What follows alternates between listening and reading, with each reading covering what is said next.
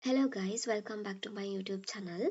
From this video, I will discuss about the formation of gut tube and the body cavities. So from my previous two videos, I discussed about the process of gastrulation and neurulation. And from this video, I will discuss about the lateral fold-in and cranio-caudal fold-in, which leads to formation of the body cavities and the gut tube.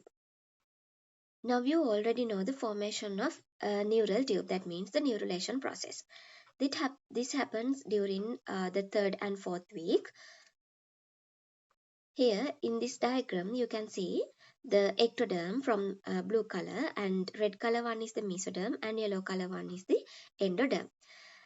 Still there is no, the neural tube is not formed, and you can see the neural folds are there, and simultaneously what happens is the ventral layer or the endoderm rolls down to form the gut tube. Simultaneously, it happens simultaneously. Here in the mesoderm, you can see it has divided into three parts. Here you can see the paraxial mesoderm, the most middle one. Here this one is the paraxial mesoderm, then you have the intermediate mesoderm, then you have the lateral plate mesoderm. Lateral plate mesoderm again divides into two as the parietal mesoderm and the visceral mesoderm. Here in this diagram you can see the lateral plate mesoderm is divided into two as parietal mesoderm and the visceral mesoderm. This differentiation, that means the intraembryonic mesoderm differentiate into paraxial mesoderm and intermediate mesoderm and lateral plate mesoderm, happens at the end of third week. This mesoderm is the layer which involves in formation of body cavities. That means from the intermediate mesoderm, urogenital system is formed, and from the paraxial mesoderm, which forms the somitomeres and somites that play a major role in forming skull and vertebrae. From the lateral plate mesoderm, it involves in the formation of body cavities. From the second diagram, you can see the formation of neural tube and also simultaneous formation of the gut tube. You can see the fold-in. This fold-in is known as the lateral fold-in because this after this lateral fold-in, they fuse in the midline, forming ventral body wall. These three diagrams are the continuation of the above process. That means lateral fold-in. You can see the first diagram. Here is the visceral mesoderm, and you can see the endoderm further fold-in. Here you can see the further fold-in of the parietal mesoderm as well. Here from the D diagram, you can see the further fold-in and narrowing of this connection, and here this parietal mesoderm come in close to form the ventral body wall. Here you can see the the formation of body cavities has been completed. You can see here the neurulation also completed. Here you can see the gut formation is also completed, and around the gut you can see the visceral mesoderm is there, and you can see the parietal mesoderm here. This is the parietal mesoderm, and you can see the gut is connected to the posterior body wall by dorsal mesentery, and in between this parietal mesoderm and the visceral mesoderm, you can see the embryonic body cavity, that is known as primitive body cavity. This process is known as lateral fold-in. Here from this diagram onwards, you can see the simultaneous cranio-caudal fold-in.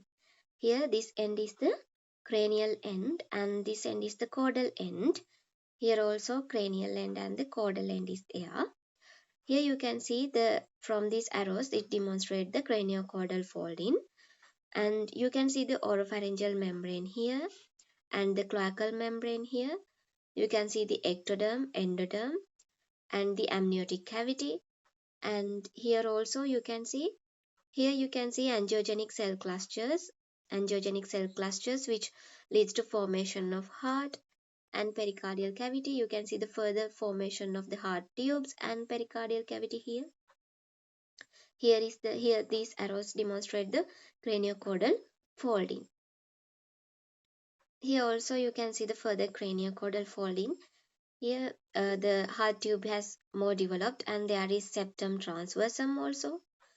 Here is the oropharyngeal membrane and the cloacal membrane, and here you can see the remnant of the oropharyngeal membrane here. Then septum transversum is more developed and liver bodies also comes there.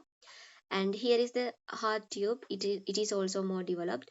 Here you can see the lung buds also appearing, and here you can see the yolk sac and the allantois is there. So that's all about the lateral folding and the cranio-caudal folding. Now I will tell you about the serous membranes. Here I told you the primitive body cavity is there, and it is lined by the parietal mesoderm of the lateral plate mesoderm. And some cells of this parietal layer of lateral plate mesoderm become mesothelial and forms the parietal layer of the serous membranes lining outside the peritoneal, pleural and pericardial cavities. You already know about what is the parietal lining and the visceral lining. They are in the peritoneum and they are in the pleural as visceral pleura and the parietal pleura, and they are in the pericardium as visceral pericardium and the parietal pericardium, like that. This forms the uh, parietal layer. That means lining outside the peritoneal, pleural and pericardial cavities. In a similar manner, some cells of the visceral layer, visceral mesoderm, some cells of the visceral mesoderm of the lateral plate mesoderm forms the visceral layer of the serous membranes covering the abdominal organs, lungs and heart. The visceral and parietal layers are continuous with each other as the dorsal mesentery. Here you can see the dorsal mesentery. This um, visceral layer of the serous membrane and the parietal layer of the serous membranes are continuous with each other through this dorsal mesentery. And this dorsal mesentery is the one which suspends the gut tube from the posterior body wall into the peritoneal cavity also. Actually, this dorsal mesentery extends continuously from caudal limit of the foregut to the end of the midgut.